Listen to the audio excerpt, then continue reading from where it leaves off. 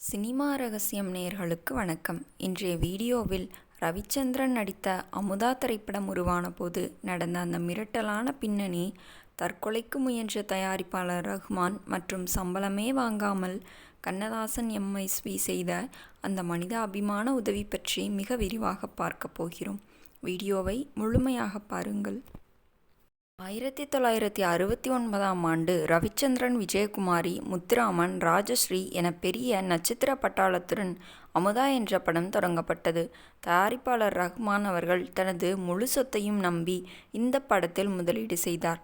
ஆனால் படம் தொடங்கப்பட்டதிலிருந்தே நிதி நெருக்கடி, நடிகர் நடிகைகளின் கால்ஷீட் பிரச்சினை என பல சிக்கல்கள் வரிசை காட்டின. பாதியில் நின்று போன படப்பிடிப்பு மீண்டும் தொடங்க பல ஆண்டுகள் ஆனது. அந்த இடைப்பட்ட காலத்தில் பல மாற்றங்கள் நிகழ்ந்தன. நாயகன் ரவிச்சந்திரனுக்கு திருமணமாகி அவரது மார்க்கெட் வீழ்ச்சியடைந்தது. நாயகி விஜயகுமாரி அம்மா, அக்கா வேடங்களில் மாறிவிட்டார். இரண்டாம் நாயகனாக நடித்த முத்துராமன் இனி ஹீரோவாகத்தான் நடிப்பேன் என்று பிடிவாதம் பிடித்தார். இப்படி எல்லா பக்கமிருந்தும் தயாரிப்பாளருக்கு இடி விழுந்தது. கையில் காசில்லை, எடுத்த படம் வெளியாகுமா என்று தெரியவில்லை.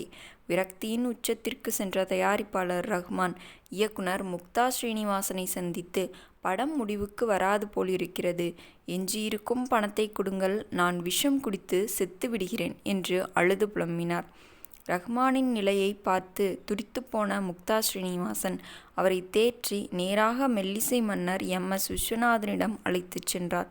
அங்கிருந்த கவியரசர் கண்ணதாசனிடமும் நிலைமையை விளக்கினார்கள். தயாரிப்பாளர்களின் கதறலை கேட்ட கண்ணதாசனும் எம்.எஸ்.வியும் நெகிழ்ந்து போனார்கள். சம்பளம் பற்றி இப்போது பேச வேண்டாம், முதலில் இந்த படத்தை காப்பாற்ற வேண்டும் என்று முடிவு செய்தனர். எம்.எஸ்.வி உடனடியாக ஒரு அற்புதமான மெட்டை உருவாக்கினார்.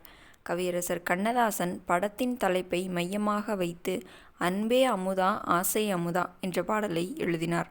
இந்த பாடலில் ஒரு சிறப்பு என்னவென்றால், பாடல் முழுவதும் அமுதா என்ற வார்த்தை மிக அழகாக தொடுக்கப்பட்டிருக்கும். டி.எம். சௌந்தரராஜன் தனது இனிமையான குரலில் இந்த பாடலை பாட ஒரு மாபெரும் மேஜிக் அங்கே நிகழ்ந்தது. அந்த காலத்தில் சிலோன் ரேடியோவில் ஒரு பாடல் ஹிட் அடித்தால் அந்த படம் நிச்சயம் வெற்றி பெறும். அன்பே அமுதா பாடல் ரேடியோவில் ஒலிக்கத் தொடங்கியவுடனே பட்டி தொட்டி எங்கும் ஹிட் அடித்தது. இந்த பாடலை கேட்பதற்காகவே ரசிகர்கள் தியேட்டருக்கு படையெடுத்தார்கள். தயாரிப்பாளர் ரஹ்மான் அந்த ஒரு பாடலை நம்பியே படத்தை வெளியிட்டார். ஆனால் இங்கேதான் ஒரு சுவாரஸ்யமான விஷயம் நடந்தது.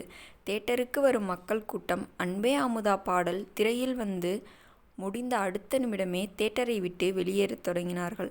அந்த அளவுக்கு அந்த பாடல் மட்டுமே படத்தின் முதுகெலும்பாக இருந்தது.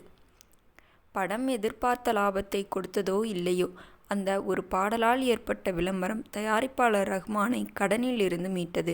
தற்கொலை செய்ய நினைத்த ஒரு மனிதன் மீண்டும் தலை நிமிர்ந்து வாழ அந்த கண்ணதாசன் எம்.எஸ்.வி கூட்டணியே காரணமாக இருந்தது. கலை என்பது வெறும் பணம் சம்பாதிப்பதற்கானது மட்டுமல்ல, அது ஒரு மனிதனின் கண்ணீரை துடைப்பதற்கானது என்பதை இந்த சம்பவம் நிரூபித்தது.